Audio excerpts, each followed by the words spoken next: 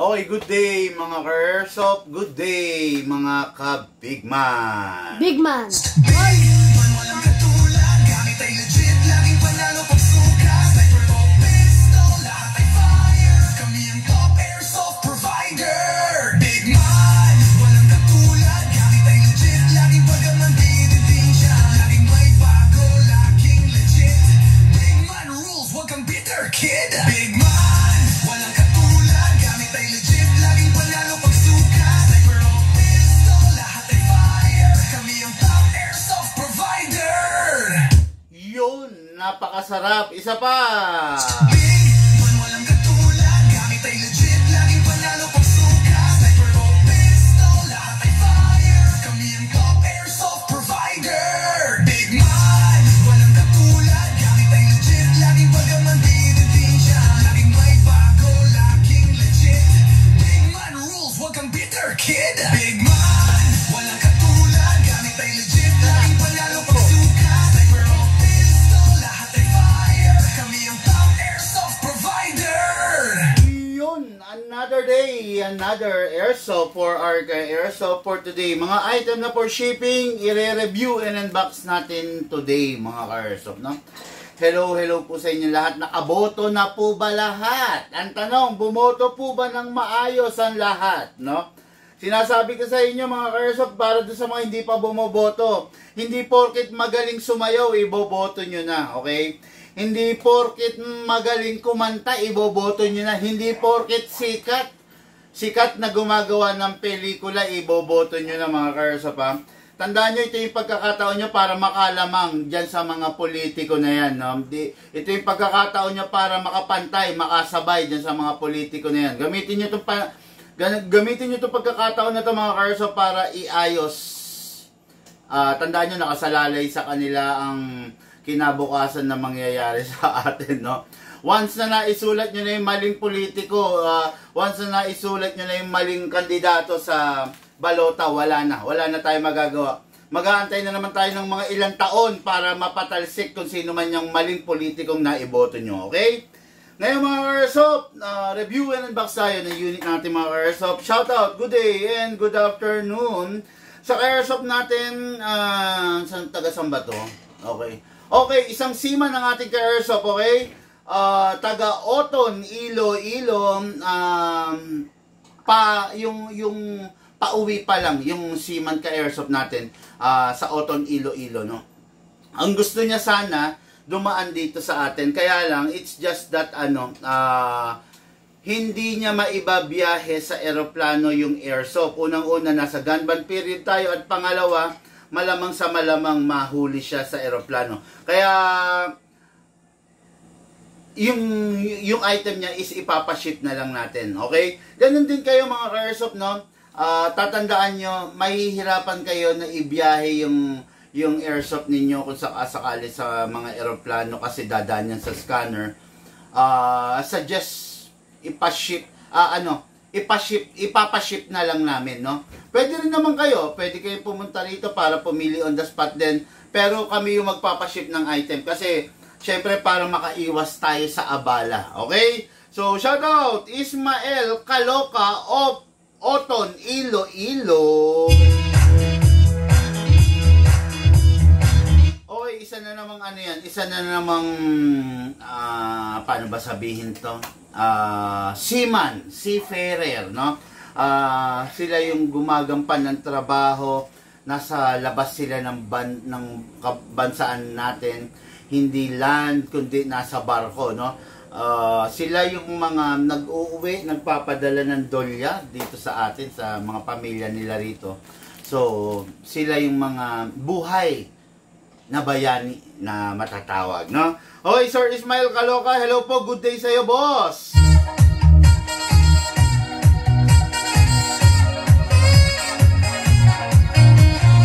Okay, then shoutout, good day and good afternoon sa ka-airsoft natin na rice and corn farmer dyan sa lugar ng Virac, Catanduanes. Shout out po, Mateo Gonzaga.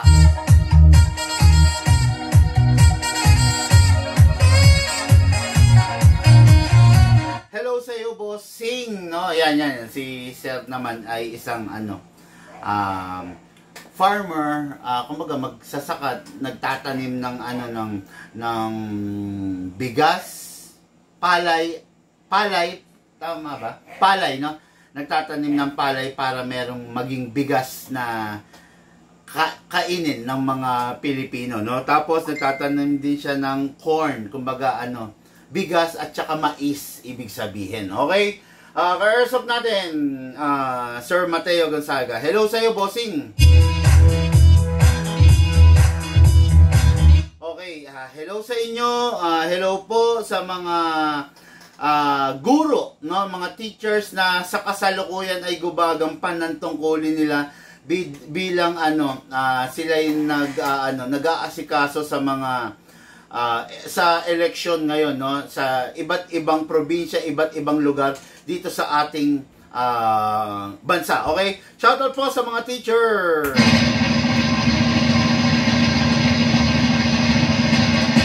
Hello po sa mga ka-airsoft natin na doktor, na engineer, na police.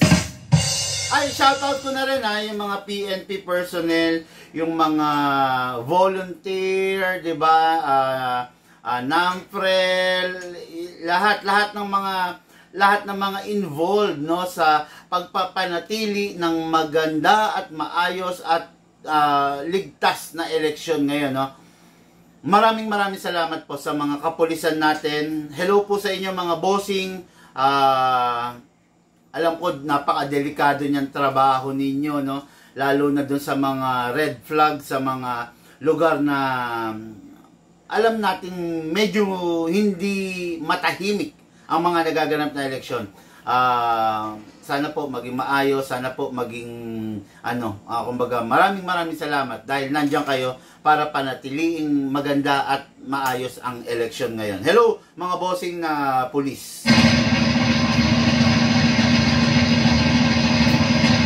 Okay, shoutout na rin lastly sa mga ka-airsoft nating construction worker, security guard, jeepney driver, lalamove driver, taxi driver, grab driver, lahat ng mga courier. Hello po mga bossing, salamat po sa inyo. Kahit mainit ang panahon, kahit mainit sa labas, nandyan kayo, sumasabak kayo sa init para mapagsilbihan ang sambayan ng Pilipinas.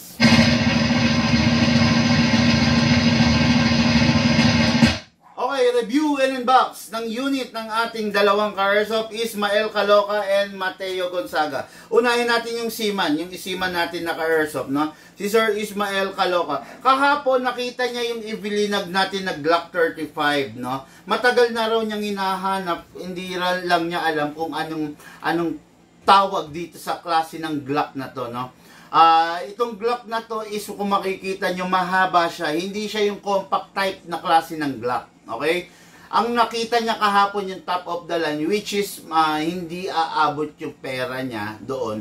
Kaya ang binalak niya na lang is the standard version.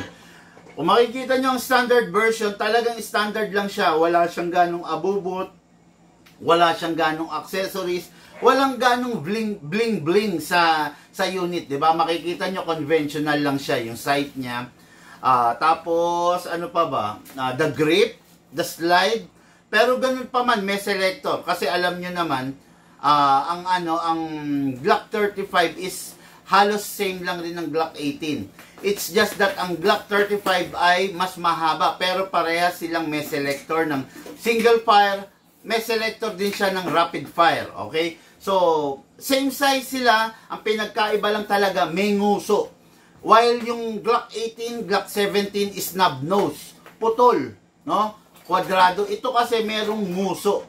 Yung nguso na yan, kahit papano, kahit ganyan lang kaliit yan, nagdadagdag yan ng lakas. May nagtatanong kasi, ano raw ba yung mas malakas? Glock 18, yung mga compact, or itong may nguso?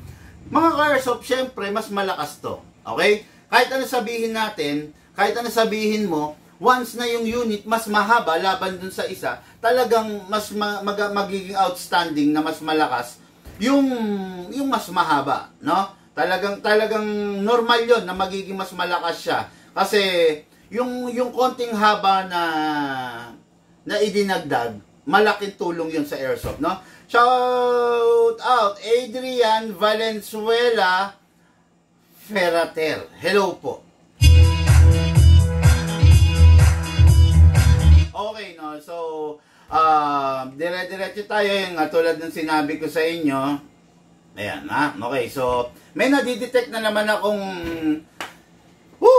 ang hirap pakiusapan itong tao na to. Ang hirap pakiusapan, no? Na sinasabi ko na wag nang gagamit ng dummy account, wag nang gagamit ng multiple account. Ang hirap nitong pakiusapan. Ewan ko ba? Hindi ko lang alam, no? Hindi ko alam. Ewan, no? Napakahirap pakiusapan itong tao na to. Sana, nakakawala sa mood. Kasi pinapakiusapan mo na huwag nang gagamit ng dummy account. Hindi ko alam ba't gumagamit ng dummy account, no? Ginagago tayo, inuogag tayo nitong tao na to eh. No? Ayoko siyang pangalanan kasi ayoko namang mamahiya ng tao, di ba? Syempre. Hindi naman natin ugali yung mamahiya ng tao, pero nakakainis na lang. Nakakawala ng mood, no? Kasi kahit ilang beses na kita sinasabihan, inoogag mo na lang kami sa Bigman, ginagago mo na lang kami. Sana wag naman, no? Ilang beses na kita sinasabihan na huwag kang gagamit ng dummy account. Nadidetect ng system kung ginagawa mo kaming ogag eh. Ginagawa mo kaming ogag dito. No? Whew! Anyway, sige, dire-diretso tayo, no? Tulad nga sabi ko, Ismael Caloocan, nakita niya yung Glock 35 kahapon. Kaya lang, syempre, medyo out of the budget. Okay lang naman. Syempre, kung hindi naman kaya, wag naman natin ipipilit. Doon lang tayo sa kung ano yung kaya ng ating bulsa, di ba? Well, in fact, okay naman to kasi Taiwan naman to. Hindi nga lang siya ganun ka-high-end. Hindi nga lang siya pwede sa different types of gas like 14 kg. Pero masasabi kong pwede na to, no? Kumbaga, paano ba sabihin to? Mapapakinabangan mo na. Mag-e-enjoy ka na. Mabibigay naman niya yung ina-expect mo. Pero syempre, don't expect na sobrang lakas ng Glock, okay? Kasi talagang mas malakas pa rin talaga yung mga 2011. Talagang masasabi natin na mas matindi pa rin ang talagang lakas nun, okay? So mga ka-airsoft, so this is the unit ng ating ka-airsoft. What is good and special about this? Ayan, kasa natin, ilock natin. Hindi siya naka-fix outer barrel, okay? Bossing Ismael, hindi to naka-fix outer barrel, Ayan. Pero naka-fine tuning to, naka-trigger jab, naka-high FPS. Naka-high FPS na rin, okay? Kasi normally, ang isang FPS ng mga ganitong Glock is between, may nguso kasi to eh. Umaabot to ng 330 to 340, mga ganun ang FPS dito. Pero, since naka-high FPS na to, magkakaalaman, malalaman natin, okay? Ang Glock talaga normally, hard polymer ang baba. Don't expect na full metal pag Glock kasi hard polymer ang baba, pero the rest is a metal. Lalo na yung upper. Pero, learn how to manage pa rin kasi hindi siya steel, hindi siya bakal. Metal siya, pero alloy siya. Okay? Alloy is also a type of metal. Okay, no? So, mag-enjoy ka naman na rito. Yun nga lang, hindi siya naka-fix outer barrel. Pero kung gusto mong i-fix outer barrel on the future, pwede naman, bossing, contact ka lang sa amin. Walang magiging problema kasi lagi namang available yung fix outer barrel natin para dito. Okay? This is a Gen 4 Glock 35. Ayan nga, sabi ko sa inyo, may nguso. Pag Glock 17 or 18, walang nguso. No? Itong 1 inch na to, ito yung nagsisilbing nguso niya. Okay? Pag Glock 17 or 18, putol yan. Hanggang dito lang yan. Hanggang dito lang sa rail. Okay? What is good and special about this, may rail pa rin naman for the upgrade. Then, pwede mo pa rin naman lagyan ng magwell. Eventually, pwede ka naman bumili ng magwell, ilalagay mo lang rito. Meron naman tayo nun, okay? For now, ganito lang muna siya kasi syempre, limited lang rin yung pera ng ating Seaman Ka-Airsoft. Syempre, meron rin siyang mga ibang priority. What is good is, nag-avail siya. Okay, number 1, sprayan natin yung ibabaw. Yan, laging ini-sprayan yan ha, kasi lalo na pag natuyo, para hindi mauubos yung barrel. Okay, kasa, ilock manually, then sprayan natin yung nasa loob mga ka-airsoft, yung nozzle. Ready kang camera ha?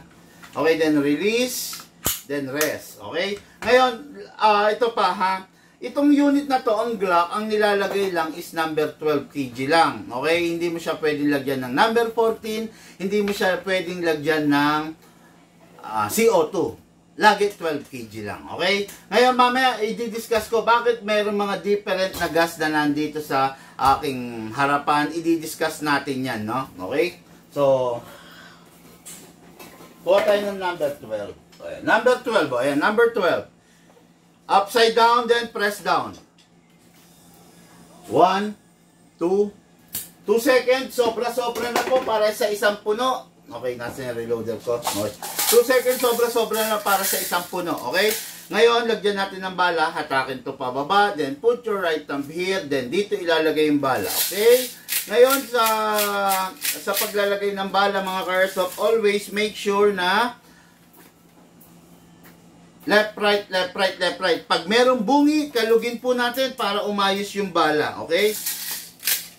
Okay, yan. Okay, yan na. Hindi ko na ganun pupunuin. Meron tayong allowance na 2, 4, 5 BBs. Okay? Ngayon, syempre, ay hindi, wala pa pala to. Lagyan natin to ng silicone oil. Press the valve. Matigas na, meron na pala. Then, dito sa ilalim. Hindi ko nalagyan ng silicone oil yung magazine. Anyway, di ba, okay lang naman, ha? Okay. Game? Go! Okay mga airsoft, this is the standard version of the Glock 35 equipped with single fire and rapid fire firing. Kasa, ready to fire. Select natin, rapid fire, baba lang natin. Firing! Balik natin, single fire, angat lang natin. Firing! Open slide kasi wala na pong bala. Next thing to do, release the magazine, release the slide, then rest the hammer. Ang hammer ng Glock is internal, nasa loob. Kung tawagin ng Glock, hammerless. Rest the hammer by pressing the trigger. Yun, okay, no? Then, itong unit na to, unit natin kay Airsoft, Ismael Kaloka. Okay, so, syempre, nasa ng basahan ko, Lucas? Sali. Pamunas. Ay, pakitingin mo. Wala rito. Tapos lagay mo ito sa didi. Okay, so, syempre, bago itatabi yung unit, SOP and Standard Operating Procedure, bago itatabi, punasan natin para lagi mo kang bago yung unit. Then, yung magazine, bago itabi, siguraduhin na punasan. Make sure walang lamang bala at syempre, dapat walang lamang hangin. Pasingawin. Sobrang dami. Bakit sobrang dami? Kasi po, naka-upgrade na po to. Okay, naka-fine tuning, naka-trigger job, naka-high FPS na rin. Sayang, sana na-ikrono ko pala. Okay, hindi ko na-ikrono eh, no? Okay, so ito yung unit natin kay Airsoft. Napakaganda, napakasarap. Talagang ka-e-enjoyan niya. Okay? So, next unit natin is unit. Siyempre, unit po ng ating Hindi, bakit? Okay, unit ng ating ka-Airsoft, unit ng ating ka-Airsoft, Ismael Kaloka, ready for packing and ready for... Okay, next unit po natin, ito naman, para sa ating kaibigang magsasaka, farmer, no, sa lugar ng Virac, Catanduanes. Okay, itong unit niya, syempre, itong unit niya, syempre, gusto niya malakas, gusto niya matindi. Ayun. Napakaganda. Malakas nga, matindi nga. Okay, itong unit na to is a unit na naka-upgrade. I will show you the reason why dalawa yung nandito, no? This is the upgraded version. Naka-fixed outer barrel, naka-fine tuning, naka-trigger job, naka-hop-up rubber, hindi. Okay, sorry. Hindi po siya naka-hop-up rubber, hindi rin naka-anti-freeze nozzle, naka-hammer protection pad, naka-high FPS upgraded na. Okay? So, ibig sabihin, high FPS upgrade, alisin mo muna rito. Ang lamig ng magazine na naman sa aircon. Okay, lagay mo lang muna rin. Naka-high FPS upgrade na po, ibig sabihin, mataas na po yung FPS than the ordinary. Yung mga ordinary nito, merong FPS na 380 to 400, pero ito hindi ko lang alam kung ilan ang FPS sa ngayon. Pero, bakit 380 to 400? Kasi malakas po to. Dahil malaki siya. Well, in fact, malaki yung bore nito. Dati talaga, itong unit na to is masasabi nating malakas sa gas, no? Pero napatipid natin to sa pamamagitan ng fine-tuning and trigger job natin na service. Okay? Itong unit na to is capable of 12 kg and 14 kg but not the CO2. Okay? Itong unit na to, this is a 2025 na Godfather 6.0 kung tawagin natin. This is the KPO6 by the KJ Works. Itong unit na to, masasabi ko na talaga namang malakas. Kaya nga siya tinawag na the Godfather eh. Hindi mo tatawagin Godfather kung mahina lang siya, no? Itong unit na to, in terms of FPS, talaga malakas.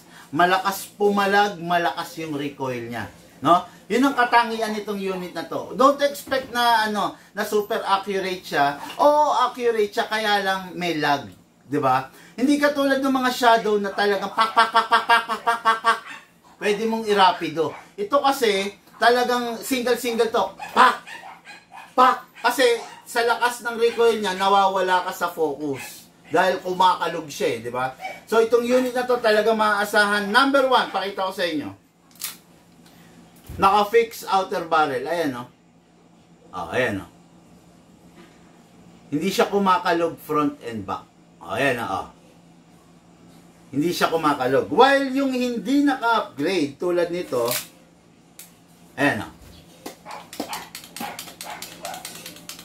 Ayan, kumakalog pa siya. Kasi bakit? Hindi pa siya naka-fix outer barrel. Tingnan nyo, kumakalog siya front and back. Ayan, no? Kumakalog pa. May kalog pa kasi hindi pa to naka-fix outer barrel. Ito kasing unit na ni-request ng ating bossing is naka-fix outer barrel na. Ayan, hindi na siya kumakalog. Okay? Naka-convert na to into fix outer barrel, naka-fine tuning, naka-trigger job, naka-hammer protection pad, naka-premium na yung nozzle niya pero hindi anti-freeze nozzle. Then hindi pa siya naka-hop-up rubber ng premium. Pero yun nga, sabi ko naman sa inyo, kung hindi naman kayo talagang magko-compete mag-addict mode, hindi nyo naman kailangan mag-anti-freeze nozzle and hop-up rubber. Okay na yung fix outer barrel, fine-tuning, trigger job, hammer protection pad. Yan palang okay na, panalong-panalo na kayo dyan, no? Kasi lahat naman ng upgrade may downside. Hindi naman talaga lahat ng upgrade kailangan mong ikarga sa unit mo. May mga downside din yan na dapat dun lang tayo sa tama, di ba? So, ito yung unit ng ating Airsoft. Napakaganda nito, napakasarap. Ito yung ide-demo yung test fire natin. Pakitabi na itong ginamit yung sample na hindi naka-fix outer barrel. Okay, so start tayo. So, kunin natin natin na yung silicone oil. Then, lagyan natin ito silicone oil. Okay, kasa natin. I-lock manually. Lagyan natin dito sa gilid ng slide stopper para hindi maubos. Then, lagyan rin natin sa nozzle niya mismo, bossing, no? Para maging maganda ang paglalaro ng nozzle. Okay? Then, release, then rest. Okay? Tapos, kunin natin yung magazine niya. Ang magazine niya is high kappa powered na rin. Press the valve. Then, okay, tapos lagyan natin ng gas, syempre, no? Sa paglalagay ng gas, always upside down, press down.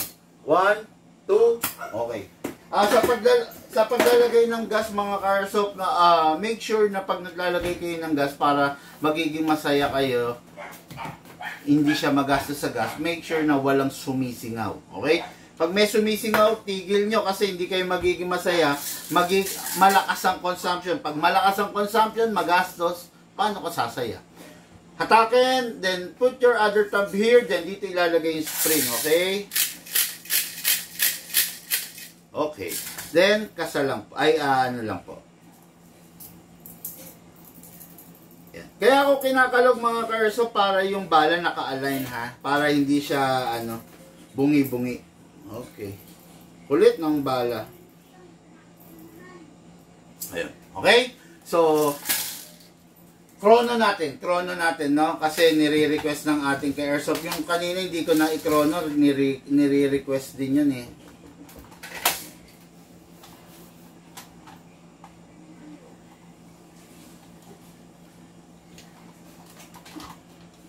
Okay, chrono natin, tignan natin, naka-high FPS convert na kasi to, no? Pasok natin sa units, kasa, ready to fire. Firing! Pakita mo! 459. 459. Nakapag tayo nito, parang nasa 480, pero ito 459. Okay na rin. Malakas na rin. Oh, firing! 469. 469. 452. 452. 469 ulit. 469. So, okay na yan. Although, hindi natin na-reach yung 480 something kasi nakapag-gano na tayo ng ganito eh. Nakapag-upgrade na tayo ng ganong kalakas. Pero okay pa rin, no? Kasi mas malakas pa rin siya doon sa ordinary niya na 370, 380, 390, 400, no? So, okay, nadagdagan siya ng 469, sabi mo na 470, 70 FPS, napakaganda, napakasarap. Sigurado mag-enjoy yung ka-airsoft natin. Firing! Sarap! Open slide. Kasi po, wala na po siyang bala. Next thing to do, release the magazine. Then, syempre, release the slide. Ayaw. Then, rest the hammer by pressing the trigger. Tapos, SOP, yung unit, punasan bago itabi. Okay? Siguraduhin mo lang na mapupunasan mo para hindi dumami yung, para hindi pumangit yung pintura niya. Okay? Tapos, pag itatabi, make sure wala lamang bala at dapat wala lamang hangin. Pasingawin to. Ayaw. Dami laman. Okay? So, ito po yung unit ng ating ka-airsoft. Going, Virac Catanduanes. Unit ng ating ka-airsoft, Mateo Gonzaga. Okay, yun nga. So, tulad ng sabi ko, mga ka-airsoft, na bumoto na ba ang lahat? Make sure po, boto kayo ng maayos, ha? Wag niyo iboboto yung taong kung marunong sumayaw, magaling magbudots, boboto mo na, no? Hindi ganon. Kung sa tingin nyo, maayos siya na senador, na congressman, na mayor, iboto nyo siya, di ba? Pero kung sa tingin nyo, tignan nyo yung track record, kung meron bang nagawa, sa panunungkulan niya, wala ba siyang bahid ng korupsyon, sa panunungkulan niya, meron ba siyang naipasang batas. Tingnan nyo, no? Kung meron at feel nyo siya, boto nyo. Pero, wag natin gawing basihan yung kengkoy, no? Wag natin basihan yung kengkoy. Wag natin gawing basihan yung mukhang tanga during the election campaigning para lang makaakit ng attention nyo, di ba? Wag, hindi ganun ang pagiging basihan ng pagpili ng tamang iluluklok sa ating gobyerno, no? Tandaan nyo mga ka-airsoft, no, yung kinabukasan natin ng bansa natin nakasalalay dyan sa mga taong iniluluklok ninyo, no? Kaya doon sa mga hindi pa nakaboto, bumoto po tayo na maayos. Hindi ko mo sikat sa pelikula, iboboto nyo na. Hindi ko mo magaling kumanta, iboboto nyo na. Diba? Huwag ganon. Iboto nyo yung sa tingin nyo yung tama. Okay? Mga ka-airsoft, yun lang po muna. For now, maraming salamat po. Lahat po tayo nagmula sa iba't ibang larangan, pinagbuklod, pinag-isa ng iisang libangan. Yun po ang paglalaro ng airsoft. Patid po sa inyo na inyong lingkod, Bigman. Hindi ko na i-discuss to. Mamaya na lang to, kwentuhan session, tanungan portion. Thank you po!